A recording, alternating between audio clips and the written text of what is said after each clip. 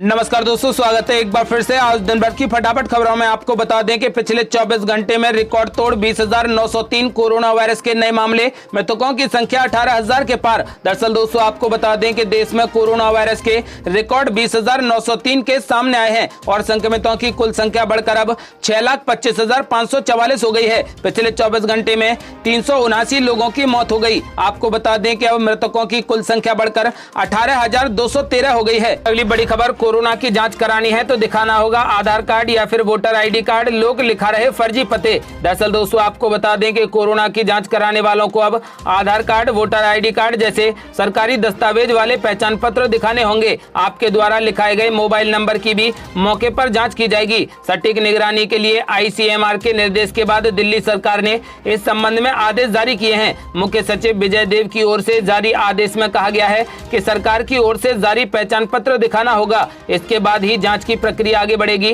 दरअसल दिल्ली NCR के साथ ही देश के अन्य शहरों में खबर आ रही थी कि लोग जांच कराते समय अपना पता और मोबाइल नंबर गलत दे रहे हैं, जिसके चलते जांच रिपोर्ट आने पर वह बताए गए पते पर नहीं मिलते तो उनकी ट्रेसिंग में दिक्कत आती है। दिल्ली सरकार की ओर से जारी आदेश के अनुसार यदि किसी मरीज की ट्रेसिंग नहीं हो पाती है तो उससे संक्रमण का खतरा और बढ़ जाता है, जिससे जिस उद्देश्य से टेस्टिंग हुई उसके मायने नहीं रह जाते। आपको बता दें कि दिल्ली में कोरोना वायरस संक्रमण के मामलों में कुछ दिन से कमी देखने को मिली है। वह अगली बड़ी खबर, पैकबंद सामान पर किलोग्राम का गलत सिंबल लिखने पर नहीं लगेगा जुर्माना। दरअसल दोस्तों आपको बता दें कि लॉकडाउन के बाद कारोबार को आसान बनाने के लिए केंद्र सरकार ने उद्योगों को बड़ी राहत दे दी। आपको बता दें कि पैकबंद सामान पर मात्रा में किलोग्राम का सिंबल गलत लिखने पर कोई भी जुर्माना नहीं लगेगा। इसके साथ ही कंपनियों को नई पैकिंग पर किलोग्राम का प्रतीक यानी सिंबल सही तरीके से लिखने के बारे में जागरूक भी किया जाएगा। केंद्रीय उपभोक्ता मंत्रालय के लीगल मेट्रोलॉजी विभाग ने सभी राज्यों के संबंधित विभागों को पत्र लिखकर कहा है कि पैकबंद सामान पर किलोग्राम का सिंबल सही नहीं होने पर कोई भी कार्रवाई नहीं की जाएगी, क्योंकि कई बार कंपनियां अनजाने में इस तरह की गलतियां करती हैं। इसके पीछे उनकी कोई भी गलत मंशा नहीं होती। आपको बता दें कि सरकार के इस आदेश के बाद इस गलती पर कंपनी को कोई भी जुर्माना नहीं देना होगा। उपभोक्ता मंत्रालय ने राज्यों को भेजे अपने पत्र में कहा है कि वह किलोग्राम के सही सिंबल के बारे में जागरूक करें और इससे पहले सरकार ने लॉकडाउन की वजह से कंपनियों को पुरानी पैकिंग में सामान बेचने की इजाजत दे दी है। वह अगली बड़ी खबर, संस्कृति मंत्री ने कहा कि देश में 6 जुलाई से खुलेंगे सभी स्मारक, सुरक्षा का रखना होगा ध्यान। दरअसल दोस्तों आपको बता दें कि देश में कोरोना वायरस का कहर जारी है। आपको बता दें कि कोरोना वायरस के कहर के बीच लॉकडाउन के कारण रुकी आर्थिक गतिविधियों को भी पटरी पर लाने की कोशिश की जा रही है। ऐसे में संस्कृति मंत्री ने गुरुवार को घोषणा की कि देश में ASI द्वारा संरक्षित सभी स्मारक 6 जुलाई से खोले जाएंगे। संस्कृति मंत्री प्रहलाद सिंह पटेल ने ट्वीट किया कि उन्होंने ASI के साथ फैसला लिया है कि देश में सभी स्मारक पूरी सुरक्षा के साथ 6 जुलाई से खोले जाएंगे। पटेल ने इस संबंध में अपने आधिकारिक ट्विटर हैंडल से ट्वीट भी किया है। प्रहलाद सिंह पटेल ने अपने इस ट्वीट में मध्य प्रदेश के रायसेन में सम्राट अशोक द्वारा बनवाए गए सांची के स्तूप, दिल्ली में स्थित शेरशाह सूरी द्वारा बनवाए गए पुराना किला और मध्य प्रदेश के छतरपुर स्थित विश्व धरोहर खजुराहो की तस्वीर शेयर कर लिखा कि सांची, पुराना किला, खजुराहो के प्रतीकात्मक चित्र मैंने भारत सरकार के संस्कृति मंत्रालय ASI के साथ निर्णय लिया है कि आगामी 6 जुलाई से सभी स्मारकों को पूर्ण सुरक्षा के साथ खोला जा सकता है। वह अगली बड़ी खबर, पहले 59 ऐप हुए बैन, फिर हुआवेई को झटका और अब हाईवे का रोड़ा। चीन की आशाओं पर इस तरह भारत ने फेरा पानी। दरअसल दोस्तों आपको बता दें कि वास्तविक नियंत्रण रेखा पर भारत और चीन के बीच फिलहाल सैन्य वार्ता जारी है और दोनों पक्ष एक निष्कर्ष पर पहुंचने की कोशिश कर रहे हैं ताकि मई में शुरू हुए गतिरोध को खत्म किया जा सके। वहीं भारत सरकार ने बीते 48 घंटे के भीतर एक और जहां 59 चीनी ऐप बैन करने की अनुमति दी है, वहीं चाइनीज टेलीकॉम इंडस्ट्री हुआवेई और ZTE को मिले 4G टेंडर्स कैंसिल कर दिए हैं। वहीं भारत अब तैयारी कर रहा है कि हाईवे प्रोजेक्ट से भी चीन को बाहर का रास्ता दिखाया जा सके। इसमें ज्वाइंट वेंचर रूट्स भी शामिल हैं। चीन की प्रमुख तकनीकी कंपनियां जैसे बाइटडांस, अलीबाबा, टेंसेंट के ऐप पर बैन करने वाले सरकार के फैसले को सैन्य विवाद का जवाब माना गया है। ये वो कंपनियां हैं जो चीन द्वारा उसकी ताकत बढ़ाने में महत्वाकांक्षी कदम उठाती हैं। आपको बता दें कि और चीन की मदद करती हैं। भारत सरकार की नीति इन कंपनियों की उस सफलता के लिए खतरा है जो मोबाइल के बढ़ रहे दायरे के कारण इन्हें लंबे समय तक मिली। चीन ने अपने देश में वैश्विक इंटरनेट पर रोक लगाना सालों पहले ही शुरू कर दिया था, ताकि गूगल, फेसबुक और ट्विटर जैसे सिलिकॉन वैली के दिग्गजों को रोका जा सके। वह अगली बड़ी खबर, रेलवे ने चीनी कंपनियों को दिया एक और बड़ा झटका, अब कैमरे का टेंडर किया कैंसिल। दरअसल दोस्तों आपको बता दें कि रेलवे ने चीन को एक और बड़ा झटका दे दिया। उसने कोरोना वायरस मरीजों की पहचान के लिए थर्मल कैमरा खरीदने का टेंडर निकाला था, लेकिन वेंडर से मिले फीडबैक के बाद उसे टेंडर को कैंसिल कर दिया। वेंडर का कहना था कि डिवाइस की खरीद को लेकर जो चीजें मांगी गई हैं उससे चीनी कंपनियों को फायदा होगा। बता दें कि इंडियन रेलवे की इकाई रेलटेल ने पिछले महीने 800 कृत्रिम मेदा आधारित निगरानी कैमरे के लिए निविदा जारी की थी। ऐसे कैमरे शरीर का तापमान मापने के साथ ही यह भी पता लगा सकते हैं व्यक्ति ने मास्क पहना है या नहीं।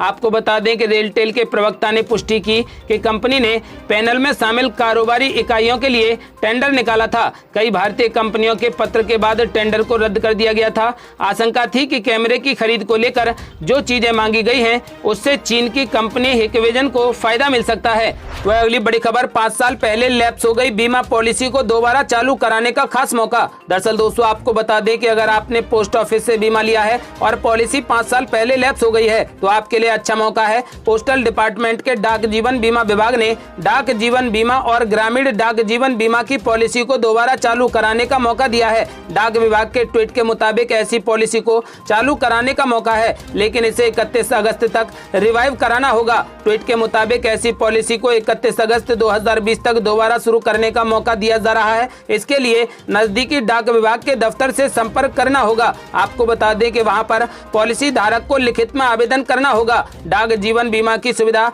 सभी सरकारी और सेमी गवर्नमेंट स्टाफ को मिलती है। सरकार ने अक्टूबर 2017 में इसे दूसरे कर्मचारियों को भी उपलब्ध कराया था। वहीं ग्रामीण डाक जीवन बीमा गांव के लोगों के लिए है। पॉलिसी दोबारा चालू कराने के लिए डाक विभाग ने एक नंबर 1800-180-5232 भी दिया है। इस नंबर पर पॉलिसी को दोबारा शुरू करने के लिए संपर्क किया जा सकता है।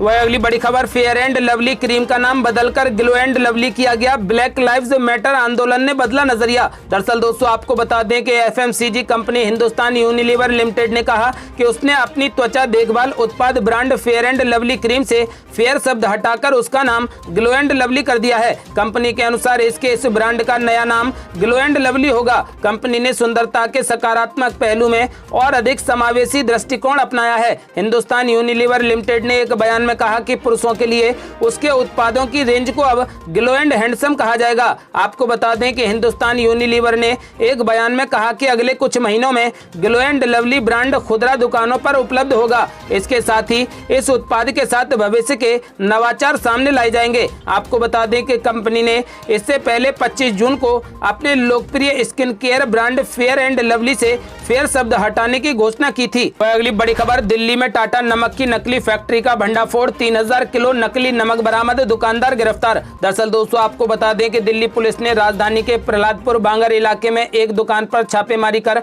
नकली टाटा नमक बनाने की फैक्ट्री का भंडाफोड़ कर दिया। इस छापेमारी के दौरान पुलिस ने 3000 किलो से अधिक नकली नमक बरामद किया है। पुलिस ने इस मामले में दुकान के मालिक को गिरफ्तार कर लिया और कॉपीराइट एक्ट के प्रावधानों के तहत आपराधिक मामला भी दर्ज कर लिया है। वह अगली बड़ी खबर, इन 6 राज्यों में गर्मी से मिलेगी राहत, 6 जुलाई तक तेज बारिश का हाई अलर्ट जारी। दरअसल दोस्तों आपको बता दें कि देश में मानसून पिछले दिनों दस्तक दे चुका है। कहीं तेज बारिश के कारण बाढ़ के हालात हैं तो कहीं अभी भी लोग उमस भरी गर्मी से बेहाल हैं। इस बीच भारतीय मौसम विभाग ने देश के 6 राज्यों में तेज बारिश का अलर्ट जारी किया है। इसके अनुसार इन राज्यों में 6 जुलाई तक भारी बारिश होगी। इन 6 राज्यों में महाराष्ट्र, मध्य प्रदेश, उत्तर प्रदेश, छत्तीसगढ़, गुजरात और बिहार शामिल हैं। आपको बता दें कि मौसम विभाग ने कहा कि इन 6 राज्यों के लिए 5 जुलाई तक ऑरेंज अलर्ट जारी कर दिया गया है। उसके अनुसार महाराष्ट्र और गुजरात में 6 जुलाई तक भारी बारिश होने की संभावना है। साथ ही कोंकण, गोवा और मध्य प्रदेश के कई हिस्सों में 3 से 4 जुलाई को 200 mm तक की भारी बारिश होने की संभावना जताई गई है। आपको बता दें कि वहीं पिछले करीब एक हफ्ते से उत्तर प्रदेश के विभिन्न हिस्सों में खासा सक्रिय मानसून अब कुछ हल्का पड़ गया है, मगर 1-2 दिन बाद इसके फिर से जोर पकड़ने की संभावना है।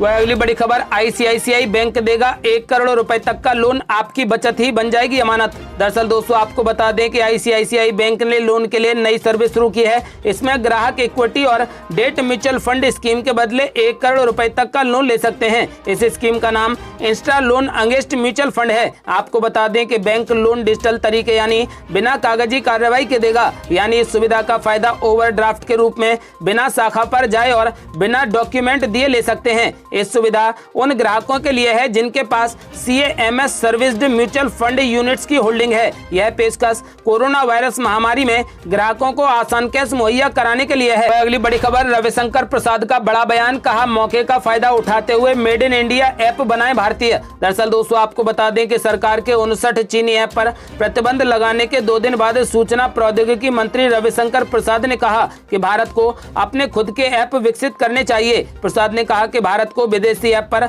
निर्भरता को अब खत्म कर देना चाहिए। उन्होंने भारतीय स्टार्टअप कंपनियों और प्रौद्योगिकी दक्ष लोगों से अवसर का लाभ उठाते हुए अच्छे मेड इन इंडिया ऐप विकसित करने के लिए कहा है। प्रसाद इलेक्ट्रॉनिक एवं सूचना प्रसारण मंत्रालय की डिजिटल इंडिया की 5वीं वर्षगांठ पर आयोजित एक संवाददाता सम्मेलन को संबोधित कर रहे थे। उन्होंने कहा कि इन विदेशी ऐप पर निर्भरता बंद होनी चाहिए, इनके अपने एजेंडे होते हैं। इस प्रतिबंध ने युवाओं, प्रौद्योगिकी में दक्ष लोगों और भारतीय स्टार्टअप के लिए एक अवसर की पेशकश की है। वे अपनी बौद्धिक क्षमता और नवोन्मेषी सोच का इस्तेमाल करते हुए अच्छे मेड इन इंडिया ऐप विकसित करें।